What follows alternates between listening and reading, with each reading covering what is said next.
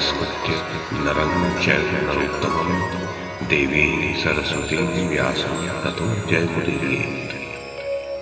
ओम नमो भगवते वासुदेवाय, ओम नमः पितामहाय, ओम नमः प्रजापतिभ्यः, ओम नमः कृष्णद्वैपायनाय, ओम नमः सर्वविघ्नविनायकेभ्यः।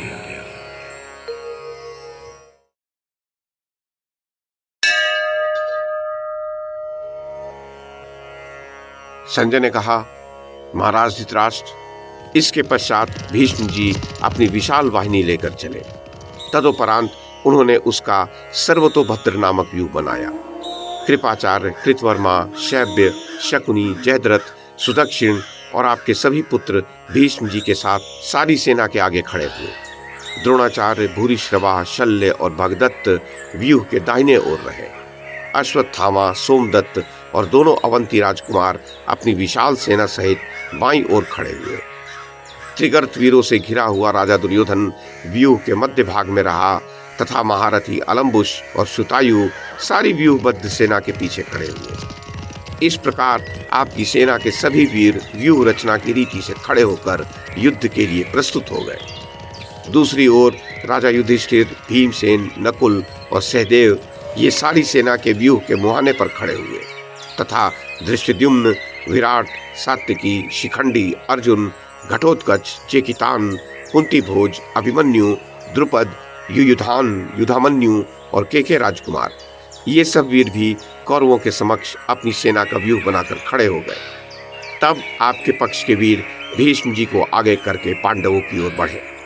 इसी प्रकार भीमसेन आदि पांडव योद्धा भी संग्राम में विजय पाने की लालसा से भीष्म जी के साथ युद्ध करने के लिए आगे गए।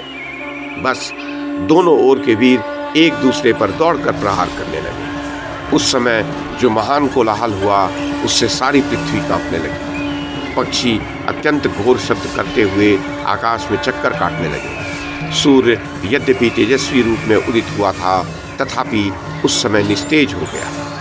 महान भय की सूचना देने वाली भयंकर वायु बड़े वेग से बहने लगी। घोर वज्रपात के से भयानक शब्द सुनाई देने लगे। सियारिनें अशुभ बोली बोलने लगी। महाराज, वे गिदड़ियां सिर पर आए हुए विकट विनाश की सूचना दे रही थी। राजन, दिशाएं जल्दी प्रतीत होने लगी। सब ओर धूल की वर्षा होने लगी। रक्त मिश्रित हड्डियां बरसने लगी। रोते हुए वाहनों के नेत्रों से अश्रु गिरने लगे। प्रजानाथ, वे सारे वाहन भारी चिंता में पड़कर मलमूत्र करने लगे। भरतश्रेष्ठ, भयंकर गर्जना करने वाले नरभक्षी राक्षसों के महान शब्द सुनाई पड़ते थे, परंतु उनके बोलने वाले अदृश्य थे। चारों ओर से गीदड़ और बलशाली कौवे वहां टूट पड़ते थे।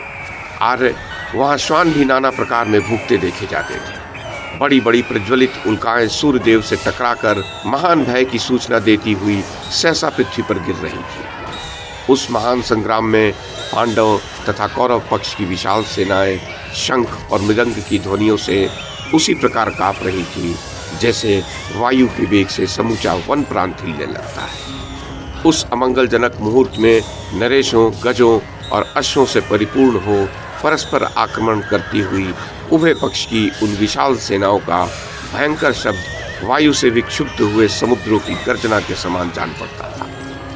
महाराज, तब सबसे पहले महारथी अभिमन्यु ने दुर्योधन की सेना पर आक्रमण किया। जिस समय वह उस अनंत सैन्य समुद्र में घुसने लगा, आपके बड़े बड़े वीर भी उसे रोक न सके। उसके छोड़े हुए बाणों ने अनेक क्षत्रिय वीरों को यमलोक भेज दिया।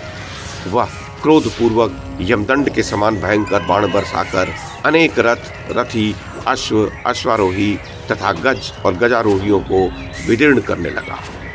अभिमन्यु का ऐसा पराक्रम देखकर राजा लोग प्रसन्न होकर उसकी प्रशंसा करने लगे। उस समय वह कृपाचार्य, द्रोणाचार्य, अश्वत्थामा, बृहद्वल और जयद्रथ आदि वीरों को भी चक्कर में डालता हुआ बड़ी निपुणता और शीघ्रता के साथ रणभूमि में विचर रहा था।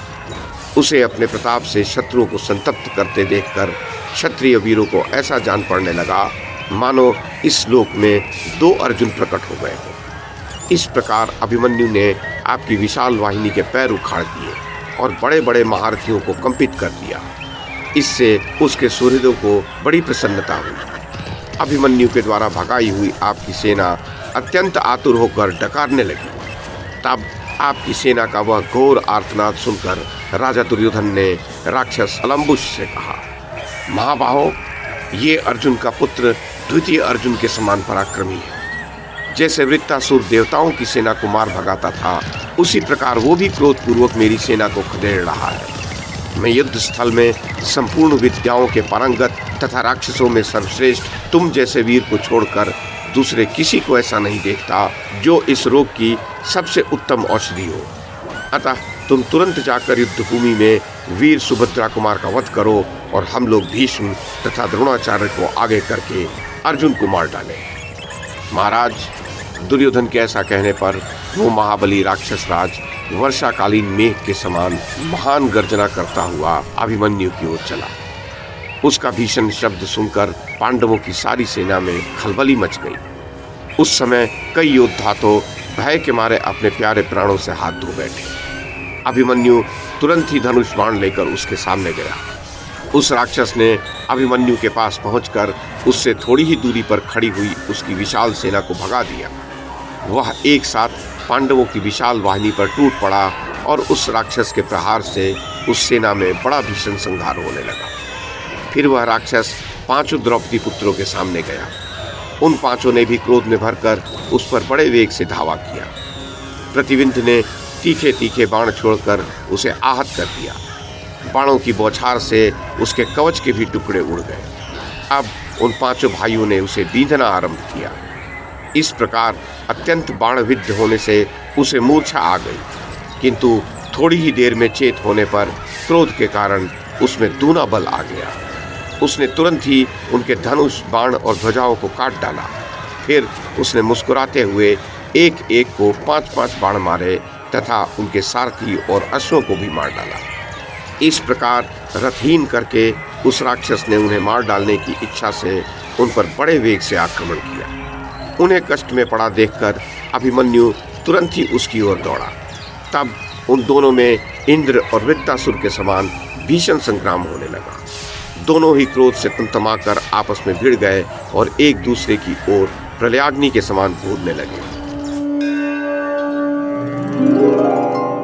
वैशंपायन जी कहते हैं, जन्मेजय, तब राजा धृतराष्ट्र ने पूछा, संजय, समर में बड़े बड़े महारथियों का संहार करते हुए शूरवीर अर्जुन कुमार अभिमन्यु के साथ राक्षस अलम्बुश ने किस प्रकार युद्ध किया? इसी प्रकार शत्रु वीरों का हनन करने वाले सुभद्रा कुमार ने राक्षस अलम्बुश के साथ कैसे युद्ध किया? युद्ध स्थल में उन दोनों से संबंध रखने वाला जो भी वृत्तांत हो वो मुझे ठीक ठीक बताओ। उस युद्ध भूमि में अर्जुन ने मेरी सेनाओं के साथ क्या किया? रथियों में श्रेष्ठ भीमसेन अथवा राक्षस घटोत्कच या नकुल सहदेव एवं महारथी सात्विकी ने क्या किया? संजय, ये सब मुझे यथार्थ रूप से बताओ, क्योंकि तुम इन बातों को बताने में कुशल हो। संजय ने कहा, आर्य, मैं बड़े दुख के साथ उस रोमांचकारी संग्राम का वर्णन करता हूँ जो राक्षस राज अलम्बुश और सुभद्रा कुमार अभिमन्यु में हुआ था, तथा पांडुपुत्र अर्जुन, भीमसेन, नकुल और सहदेव ने युद्ध में किस प्रकार पराक्रम किया, और उसी प्रकार भीष्म, द्रोण आदि आपके सभी योद्धाओं ने निर्भीक होकर अद्भुत और विचित्र कर्म किए। ये सब भी मुझसे सुनिए। महाराज, अभिमन्यु ने पहले 3 और फिर 5 बाणों से अलम्बुश को बींध दिया। इससे क्रोध में भरकर अलम्बुश ने अभिमन्यु के छाती में 9 बाण मारे। उसके पश्चात उसने सहस्रों बाण छोड़कर अभिमन्यु को तंग कर दिया। तब अभिमन्यु ने कुपित होकर 9 बाणों से उसकी छाती को छेद दिया। वे बाण उसके शरीर को भेद कर मर्म स्थानों में घुस गए। इस प्रकार अपने शत्रु से मार खाकर उस राक्षस ने रण क्षेत्र में बड़ी तामसी माया फैलाई। उससे सब योद्धाओं के आगे अंधकार छा गया। उन्हें न तो अभिमन्यु ही दिखाई देता था और न अपने या शत्रु पक्ष के वीर ही दिखते थे। उस भीषण अंधकार को देखकर अभिमन्यु ने भास्करास्त्र नाम का प्रचंड अस्त्र छोड़ा। उससे सब ओर उजाला हो गया। इसी प्रकार अलम्बुश ने और भी कई प्रकार की मायाओं का प्रयोग किया, किंतु अभिमन्यु ने उन सभी को नष्ट कर दिया। माया का नाश होने पर जब वह अभिमन्यु के बाणों से बहुत व्यथित होने लगा तो भय के मारे अपने रथ को रण क्षेत्र में ही छोड़कर भाग गया। महाराज, उस माया युद्ध करने वाले राक्षस को इस प्रकार परास्त करके अभिमन्यु आपकी सेना को कुचलने लगा।